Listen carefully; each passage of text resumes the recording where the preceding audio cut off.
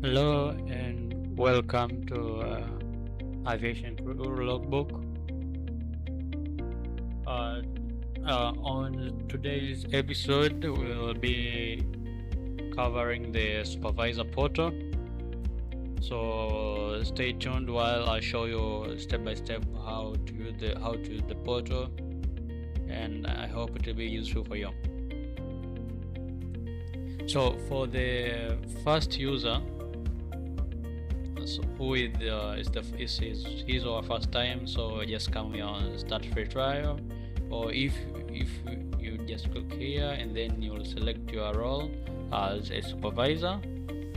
But if you already have an account, you just come here and log in. You can just enter an email, or you can just continue with Google.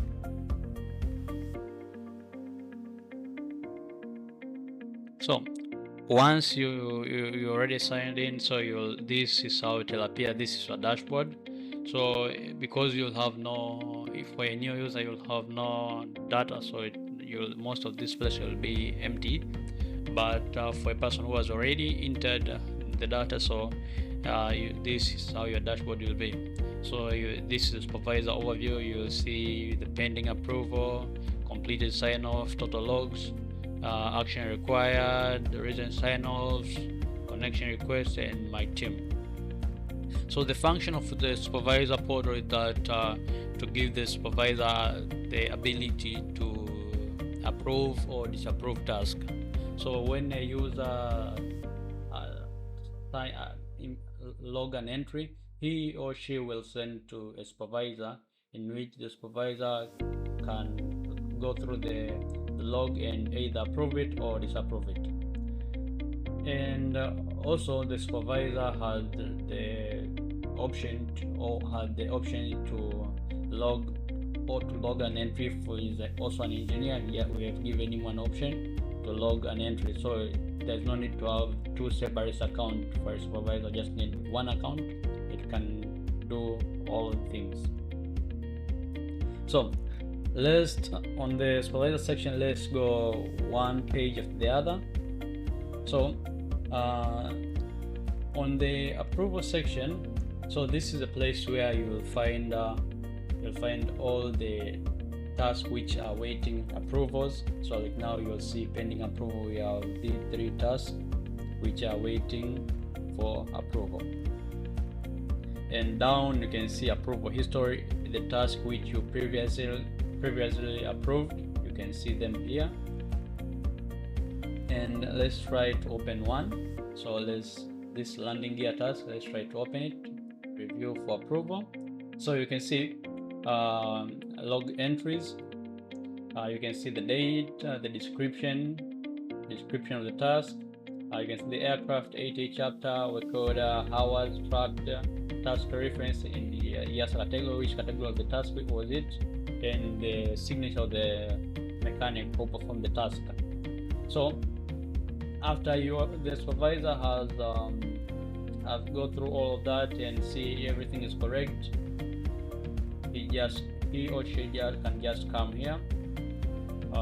So they can just come here and put his signature right here. So you can just click draw and then sign it here. So after the supervisor has signed, he can just approve and sign off, or if the details of the works are not correct, he can reject the work. So when he rejects, so the task will be sent back to the engineer or the pilot who was sent the task. So right now let's try, let's click reject. So you will be asked the reason for rejection. So let's say the reason for rejection is wrong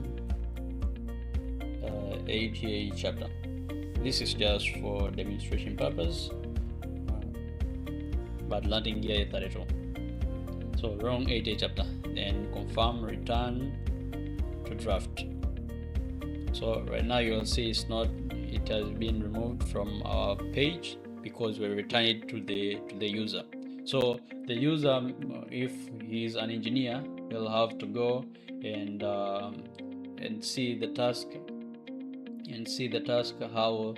how it is. So let me show you. So this is an engineer portal, which is the one which returned the task.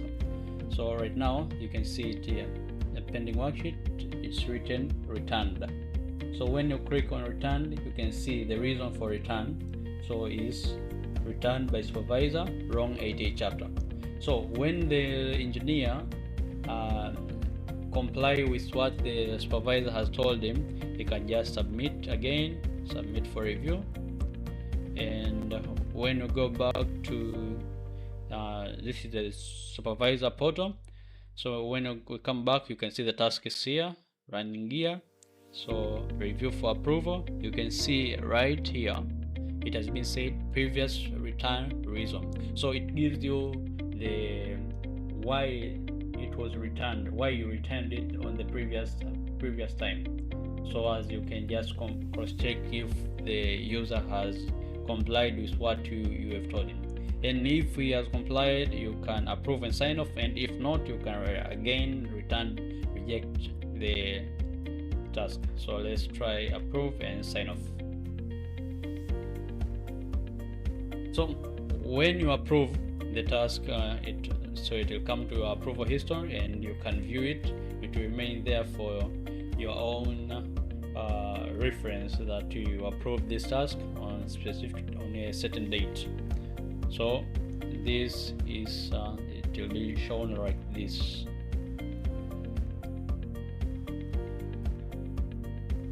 Okay. Apart from that, we have fleet section. So fleet section, this is the place where you can add aircrafts. So like here, let's add an aircraft. You can click and add any aircraft which you are working on. Let's say TFG. This is Cessna 208B. Serial number. Let's make. Engine type is P6A-140, and then you can click save. So you can see your aircraft is added right here. So this is the place where you can add all your aircraft which you are working on. And the next section is certification section. So this section is a section where it helps you track your certificates, your license, if they are about to expire or they are okay. So this is the area where you can track them. So you just come to the top right corner and click add aircraft, add certificate, and you can add your certificate right there and click maybe your certificate, your FAA license, and then your issuing authority, so it's FAA. License number, you just put the number of your license, and if you have ratings on a specific aircraft, you can just include them there, and if you don't, you can just delete them.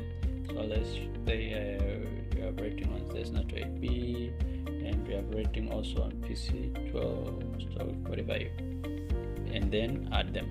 So after that, you can add the issue date right here and click it was issued on June 2026 and it's about to expire on July 2026. So right now, yeah, you'll see that it has an amber light telling you that it's expiring soon, and it's showing that it's expiring soon. So when you come and edit this to maybe on 1st of August, you will see it has turned green. That means it's still valid, because our system gives you like a warning 15 days prior to the expiration date. So you have to look to know that your license is expiring soon. And if it has expired, it will show you a red, like let's show you right this one. So you'll get a red. So we have tried to color code it in a way so a person can easily understand. The other section is the team and supervisor. So this is a place where you can see all the members which you are linked to them. So if you are supervising an engineer or you're supervising a pilot, all the engineers which will be linked to you, they all appear here. So you have supervised personnel and linked supervisor. So supervised personnel will appear here and linked supervisor will appear here. So for supervised personnel, these are the ones which you are approving their task or their logs. And if somebody is approving your task, he will be on the linked supervisor. To add another supervisor on your account, just click here, add connection, and you can enter the email of that supervisor who you want to invite. Let's say example,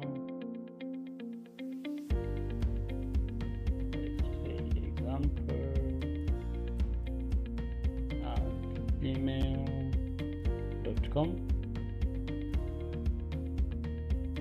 and request. So right now it will give us a warning that says www says error supervisor not found, because this supervisor is not registered on our database. So will not. But if the supervisor is registered on a database, you will send a request and it will show you a pending till that supervisor approved the connection. Also, apart from that, when you come to my profile section, so this is your personal area. So you have your name, company, professional license, phone number, email address, and your default signature. So this is the place where you can add a default signature.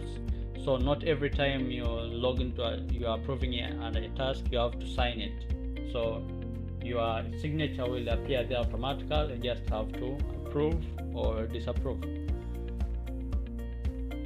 So we have also the feature called organization affiliation. So here you can link to an organization. So when you link to an organization, the organization can see all your tasks. So can see all the thing which you are doing. So but it cannot export it or edit it. It just get a read-only version of your task. So the company administrator will give you the access code, which you will then enter it here, and then you request to join. After you have requested to join, so it will be shown as a pending request till the administrator approves your connection. And also this is the other area which you can link to a supervisor. We just enter the email of the supervisor like I've shown you last time.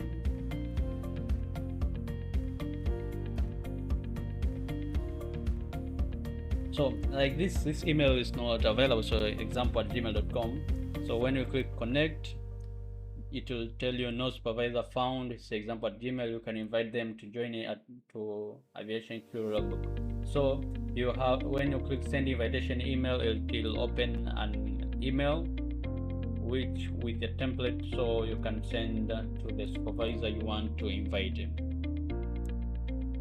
But if the supervisor is registered on our database, so when you click connect, it will show here, right here, pending. And once he or she approves the connection, it will be seen here as accepted. And the most important part of this the supervisor portal is the capabilities which you have. I know most of the supervisors not only approve tasks, sign off tasks. No. They just sometimes themselves they log the entries. If they're engineers, they log the task. If they're pilot, they log the flights details. So if you are an engineer, you come to my capabilities section, which is found within my profile, and you can just click, you enable aircraft maintenance engineer. So it will tell you switching to aircraft maintenance engineer mode will change your dashboard and the log entry form. So you just click continue. So once you enable this, so you can see on the left hand side, you can see that the section for engineer access has been added. So this section it gives you capability to write task. So right now you can just see task and logs and report. So on the task and logs, this is the place where you can just add your maintenance. You can just click new maintenance log and draft your maintenance. For more explanation on how to draft a log, just look at the video concerning how to log a task on aircraft maintenance engineering portal, or you can just ask our AI here. We'll give you step by step on how to log a task. And the report section will give you access to print the data, so to export it as a CSV or to print it. So that's all on the Aviation Crew Logbook Supervisor Portal. And one more thing, when you go again to my profile, and you can change your capability. So from engineer to pilot, we have given you all those capabilities which you can. So when you switch to pilot, you can see that a new entry, a new section has been enabled, logbook and report has been enabled. So that's all on the Aviation Crew Logbook Supervisor Portal. To change some of the things like normal system functionalities like dark mode and white mode, you can just come to settings and click dark mode, which will change dark mode. And also you will find some of our terms and conditions, privacy policy, and two-factor authentication. For your security purpose, we recommend you enable two-factor authentication. And that's much of it on Supervisor Portal. If you have not understand any of this, you can just come on bottom right corner. You will find AeroGuide AI. When you click and ask any question concerning on the system, like how do I enable engineering capability, it will give you step by step on how to do that. Right now it says like go to my profile, from the left hand navigation menu, locate section of capabilities and or account type, toggle select option to enable engineering mode. So it will give you explanation on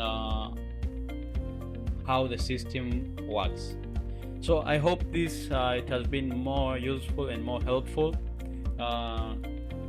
For more questions or you have ideas you want us to include on the system on the future release, you can just email us at info@aviationcrewlogbook.com or at info@aviationtoday.com. So we hope you enjoy using the system. Thank you so much.